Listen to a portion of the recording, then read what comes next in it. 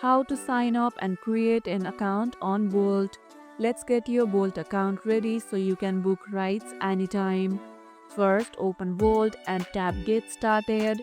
Enter your phone number and tap Next. You'll receive a one-time verification code. Enter it to confirm.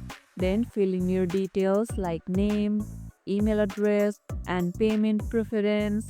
Once done, agree to the terms and tap Create Account. Your Bolt profile will now be active and you can start exploring the ride options available nearby. Using your real name and email helps with smoother driver communication and billing. How was your sign up experience on Bolt? Share it in the comments below. And that's how you can sign up and create an account on Bolt.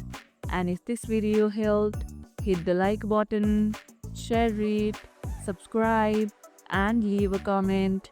Thanks for watching, and I'll see you in the next one.